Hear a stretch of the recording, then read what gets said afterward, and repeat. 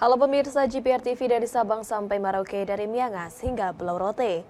Kembali lagi bersama Bilqis Sabila dalam program Kominfo Newsroom. Halo pemirsa GPR TV dari Sabang sampai Merauke.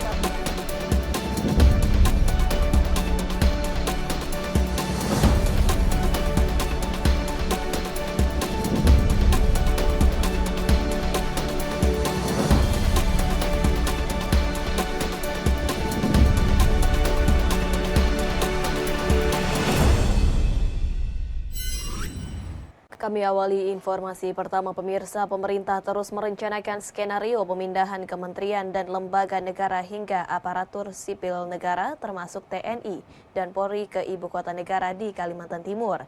Pada tahap awal, Direktur Aparatur Negara Bappenas Prahesti Pandawangi mengungkapkan terdapat 76 otoritas negara dan sebanyak 100.023 ASN yang direncanakan akan dipindah ke IKN Nusantara.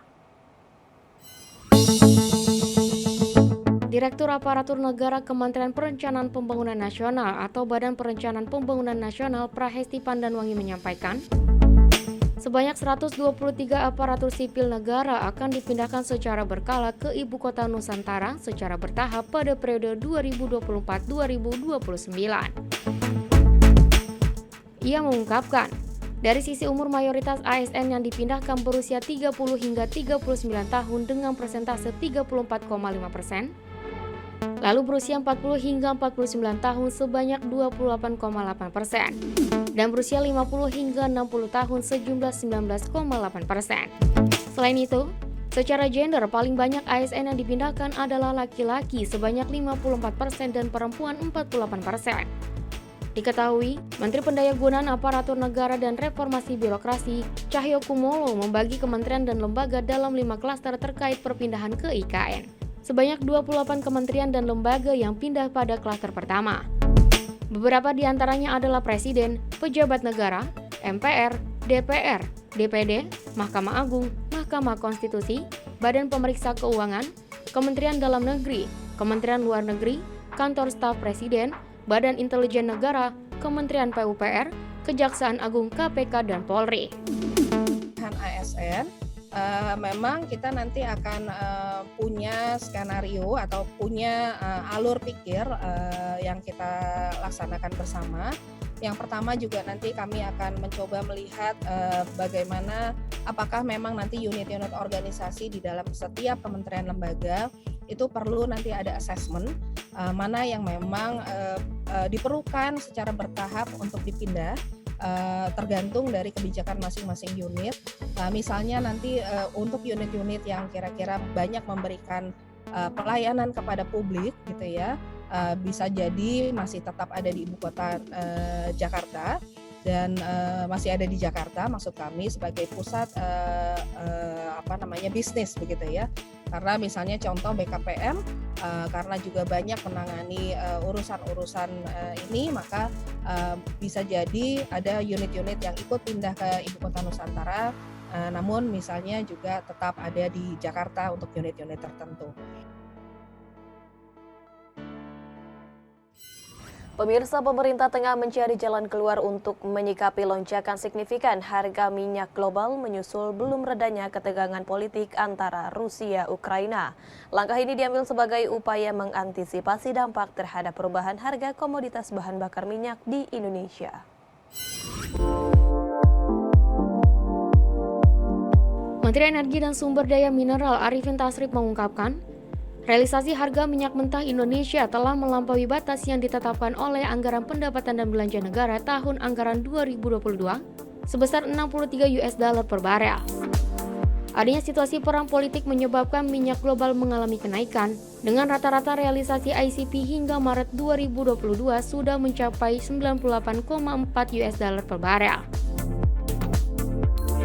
Melihat kondisi pergerakan minyak dunia tersebut, Kementerian SDM menyusun solusi dan strategi baik jangka pendek maupun jangka panjang agar tidak berimbas pada perekonomian Indonesia secara keseluruhan. Adapun pengelolaan strategi ini akan menyasar ke permasalahan di sektor hulu dan hilir. Kita lakukan pengawasan dan penindakan penyalahgunaan BBM serta memaksimalkan fungsi digitalisasi SPBU.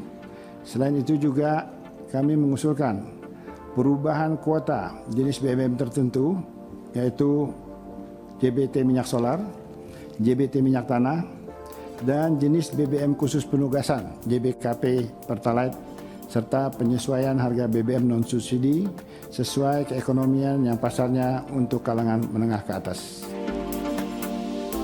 Lebih lanjut, strategi menghadapi kenaikan harga minyak dunia juga dilakukan melalui pengamanan cadangan operasional menjadi 30 hari dari saat ini hanya 21 hari. Kemudian melakukan manajemen stok secara jangka panjang.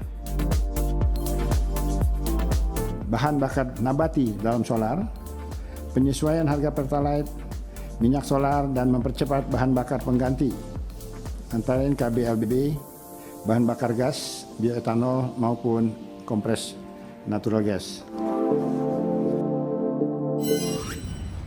Dalam Forum Research and Innovation Initiative Catering Presidensi G20, Badan Riset dan Inovasi Nasional mengusulkan 2 tema prioritas agenda utama.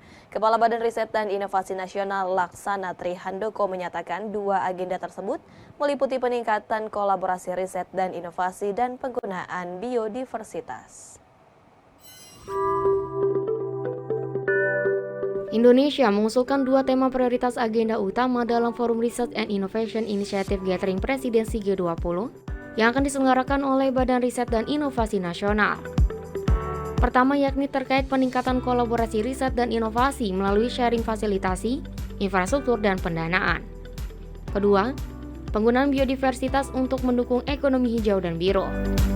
Kepala Badan Riset dan Inovasi Nasional Laksana Trihandoko pada laman siaran pers BRI menyampaikan, latar belakang mengenai pemilihan 2 prioritas tema tersebut karena Indonesia memiliki keinginan untuk membentuk open platform yang bisa menjadi penghubung antar anggota G20.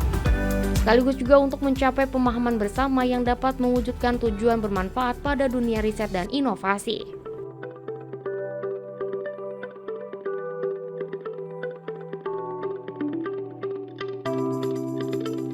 Handoko juga mengungkapkan, melalui Forum Research and Innovation Initiative Gathering Presidensi G20 kali ini, Indonesia mampu mempresentasikan sumber daya yang ada dalam pemanfaatan biodiversitas secara sederajat dengan negara lain anggota G20.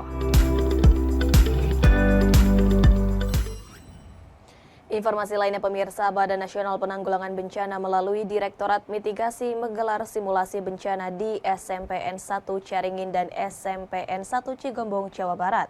Simulasi ini diselenggarakan sebagai salah satu upaya untuk membangun ketangguhan masyarakat, khususnya pada satuan pendidikan agar memahami dan mampu menanggulangi potensi bencana di sekitar mereka. Badan Nasional Penanggulangan Bencana melalui Direktorat Mitigasi menggelar kegiatan bertajuk Hari Kesiapsiagaan Bencana Goes to School. Aktivitas di tengah komunitas pendidikan ini merupakan giat sosialisasi pada Satuan Pendidikan Aman Bencana dan Tim Siaga Bencana Sekolah ke 2 lokasi sekolah yang ada di Kabupaten Bogor, Jawa Barat, yaitu SMP Negeri 1 Caringin dan SMP Negeri 1 Cigombong. Kesiapsiagaan bencana ini diselenggarakan sebagai salah satu upaya membangun ketangguhan masyarakat, khususnya yang berada pada satuan pendidikan agar memahami dan mampu menanggulangi potensi bencana di sekitar mereka. Banyak sekali kegiatannya selain informasi tentang jenis-jenis bencana alam, kemudian bagaimana cara menanggulangi apabila terjadi bencana alam, kemudian juga ada simulasi untuk para siswa, guru, dan kepala sekolah. Bagaimana tindakan sekolah ketika terjadi bencana alam khususnya di sekolah. Terima kasih kepada tim BNPB yang sudah datang ke SMP Negeri 1 Cigombong ini. Pastinya kegiatan ini sangat berguna khususnya untuk para siswa-siswi kami, dan kami berharap kegiatan ini diadakan secara rutin, tidak hanya sekali, supaya siswa kami khususnya bisa mengetahui pengetahuan bagaimana apa yang harus mereka kerjakan lakukan ketika terjadi bencana alam. Kepala Sekolah SMP Negeri 1 Cigombong, Bogor, Rojai menyampaikan apresiasi atas kehadiran BNPB dalam memberikan sosialisasi kesiapsiagaan bencana kepada para siswa. Kemudian Direktur Mitigasi Bencana BNPB Dr. Taufik Kartiko menjelaskan bahwa HKB bukanlah suatu seremoni semata, namun sebuah aksi nyata untuk melatih kesiapsiagaan masyarakat terhadap ancaman bencana. Bencana itu adalah musuh dan jangan sampai terjadi. Jadi harus kita hindari dan kita kenali dengan baik. Saya berpesan saja bahwa kita hidup siap untuk selamat. Jadi sesuai dengan pesannya yang disampaikan Kepala Badan adalah siap untuk selamat.